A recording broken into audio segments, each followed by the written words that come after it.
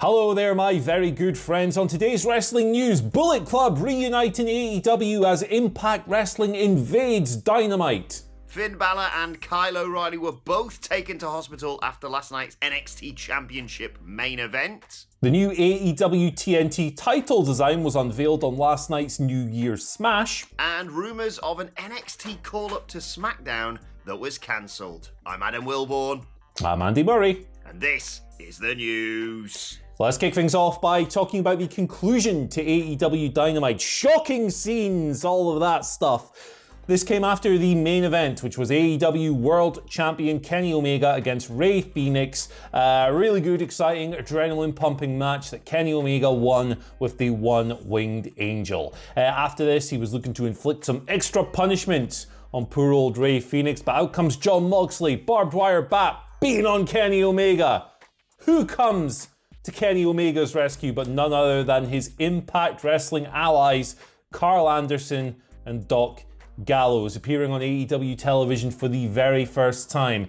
They kind of go a little bit nuts on everyone. They beat Moxley up, they hold him down, they hit him with the bat several times.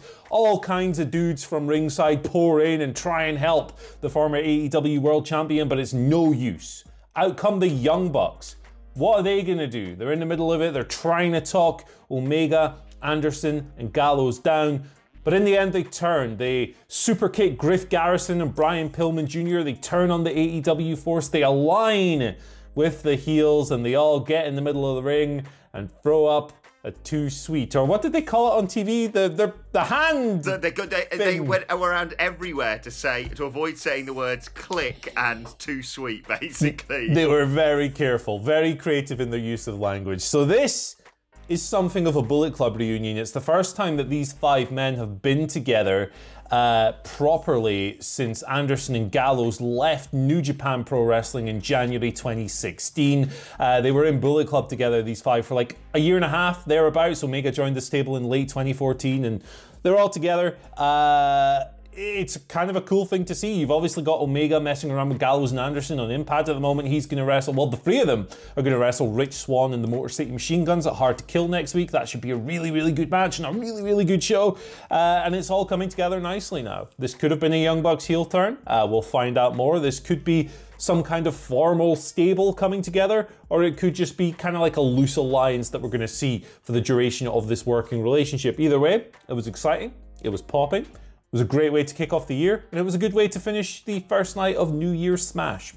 Yeah, spectacular ending to a really enjoyable show, and what a main event that was, by the way, just to give it a quick nod to Kenny Omega and Rey Fenix. Very high expectations, I think it's fair to say, when we knew this match was coming, but they more than lived up to it. I really enjoyed that match. The thing was, like you said, Andy, when the match finished and I looked at the clock and there was, 8 minutes left, I thought, well, something big's happening here. Yeah. And then, Moxley returned, having cut a promo earlier on in the night. And then, the Good Brothers show up. The hand sign. It's exciting times, man. It's really exciting for Impact, for AEW, and as Sidgwick is constantly alluding to on our podcast, the secret door, the forbidden door, whatever it's called, the door, New Japan. Hold the door. Yeah, with Tammy Tongo over in New Japan with Gorillas of Destiny. Are they tag champions now? They are, yeah. They're actually now technically the most decorated IWGP Tag Team Champions ever with 7 reigns. So good on to Tommy and what's his brother's name again? Timmy Tango and Tommy Tango. I'm not sure. The Gorillas of whatever, man. Cool, nice. I miss Tama Tonga's beard. I'm just going to put that out there. Yeah, I mean, it was a tremendous beard. Some man, he's a handsome guy. He looks all right clean shaven, but he looked like a badass with a beard. So, But yeah, exciting times in AEW, and well, God knows what's going to happen now with the return of the Bullet Club, and they're all bastards, basically. Over on NXT, though, the main event saw the NXT Championship defended by Finn Balor against Kyle O'Reilly. We all know what happened when these two faced each other before. They went to hospital. And guess what? They went to hospital again this time. Although, I will say, this might be slightly more of a work. This was more NXT reporting their injury report that they'd both been taken to hospital. Kyle getting his jaw x-rayed, which makes sense because, you know, he was biting the middle rope when Finn Balor twatted him in the back of the head, and Finn Balor getting his arm checked out. Kyle O'Reilly was targeting Finn's arms throughout the bout. Finn Balor, spoilers, retained the NXT Championship in a really enjoyable match that had a lot of callbacks to what happened in their first bout. But yeah, a hard-hitting affair, unsurprisingly, really, there, Andy. Yeah, bruising, bloody, other words that begin with B, bastardly, I guess. NXT are establishing the theme with these two, that they just beat the crap out of each other. And, you know, if they're kind of capitalizing on the real life situation with them both being checked out and injured and written off TV for a little while after the last match, this is a sensible thing to do. Put it over. Just try and establish that the only way these two can put each other down is if they just straight up destroy each other. It was another great match, tremendous main event, and it'll be really interesting to see this week. I think this isn't everyone's favorite, you know, topic of conversation, but you've got that match going directly head to head with the AEW World Title match as well. It's going to be very interesting to see the trends and the viewership patterns from that. But at the end of the day, two great matches, two completely different styles of wrestling as well, which is what I think was particularly cool to see on a Wednesday night. I would advise people pump the brakes a little bit as well when it comes to those ratings, because there was something slightly more important going on last night that may well affect those. But yeah, I really enjoyed both shows, particularly enjoying, Raquel Gonzalez versus Rhea Ripley. That last woman standing match woke me up in the early hours of Thursday morning today. And Snoop Dogg's 5-star frog splash. 5-star dog splash. Yeah, maybe needs to work on that technique a little bit. I've never done it. I can't have a go. Yeah, I mean, I'm going to try one off the wall in my garden after this. Why the hell not? I'm going to film it. AEW TNT title, new design. Of course, the previous design was retired last week on the Brody Lee Celebration of Life show. Tony Khan and AEW gifted it to Brody Lee Jr. Following the tragic passing of his father. TNT champion for life. It was a lovely touch and a nice thing for the promotion to do after such a horrible thing to happen to the Huber family and, you know, all of his friends and fans around the world. So they debuted the new design last night. Darby Allin came out with it. They didn't do a big song and dance. There was no like presentation, unveiling, anything like that. Darby just kind of came out and had it, which is very Darby. He's not the kind of guy who's going to go consent to, you know, taking a blooming cloak off this thing that's on a podium with fireworks and nonsense. He's Darby Allin. He's going to keep it real. He had this belt. Look at it, right? It's kind of similar to the previous one. The only real noticeable difference on first glance is that the lever is black rather than red. I like it. I think it helps the gold and the silver stand out a little bit more. It's a cool design. I'm really kind of glad that they were able to do something as just heartwarming and pleasant for the Huber family at a time of I don't have enough sad words to describe that situation. But the new belt looks cool. It was the right thing to do. And I think, you know, the black strap will suit Darby a little bit more. You know, you've seen that guy's wardrobe. It's like mine. It's exclusively black and grey. So it's perfect. It's just a shame he's not going to hold that title for more than 7 days, because he was giving up £100 on Brian Cage whilst he was wearing all of his clobber, basically. So yeah, good luck to Darby Allin in that TNT Championship match next week. But yeah, love that new belt design, and obviously just echo what you said about the lovely touch with the previous TNT Championship. Let's conclude by talking about this rumour surrounding an NXT call-up to SmackDown that was apparently meant to happen the Friday just gone, but was cancelled. It was allegedly, according to WrestleVotes on Twitter, allegedly centering around the whole Roman Reigns, Jey Uso, Kevin Owens storyline. It was, quote to quote WrestleVotes, as of Showtime, written into the main event segment with Reigns, Uso and KO. Said talent is on tonight's, or last night's as it was, a big NXT card, so curious to see if it was pushed a week or scrapped altogether. Obviously, this is the sort of time period you see a certain few transfers from NXT to the perceived main roster, although generally that occurs around the Royal Rumble. We should also point out there's a similar report from Fightful Select suggesting Damian Priest's name for a call-up, although that doesn't necessarily mean he was the guy that was going to be involved in the Reigns Uso KO storyline. And I have to say, I really like Damian Priest moving up to the main roster. He feels like a main roster talent almost on NXT, which sounds like me having a go at him, but I'm not. I think he just worked better, and that entrance would be perfect for, let's say, a debut at the Royal Rumble, Andy. Yeah, Damian Priest would be a good fit on the main roster. He's got a bit of swagger, a bit of charisma about him. He can obviously wrestle.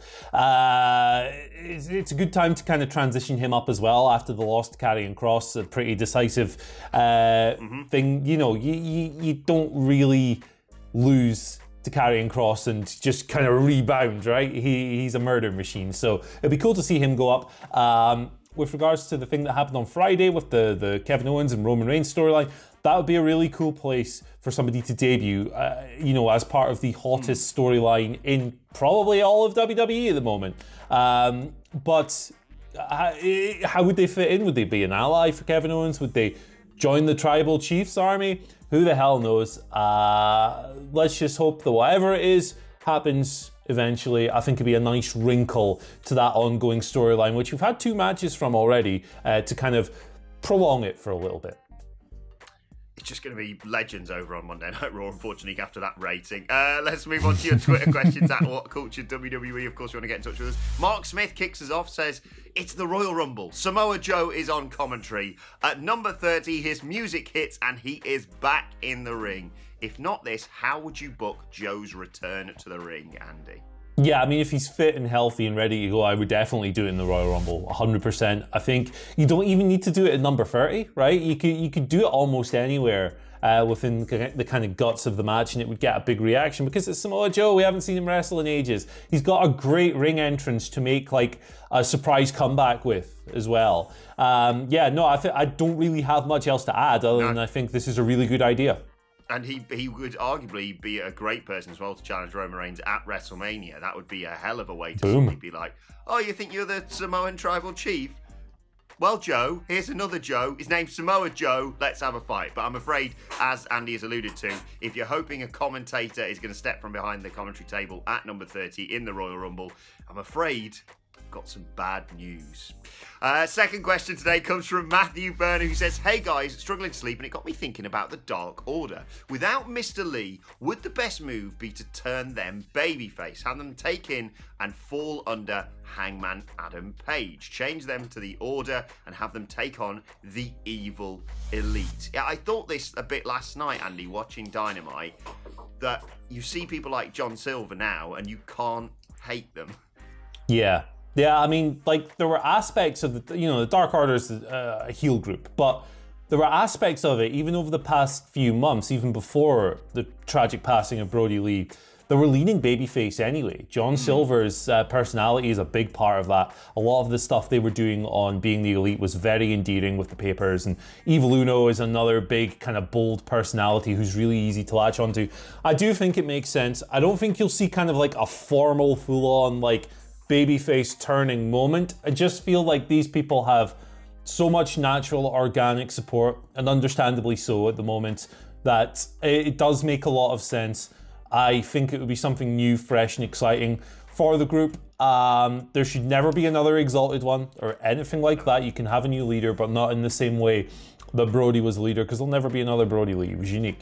But yes, I do think this is a good idea. I think we will see them kind of lean in that direction, and I think they would suit it well. I think they've got the personalities for it, and yeah, I would like to see it. Speaking of which, really excited to see Tay Conti versus Serena Deeb for that title next. Yeah, where did that come from? That'll be really good.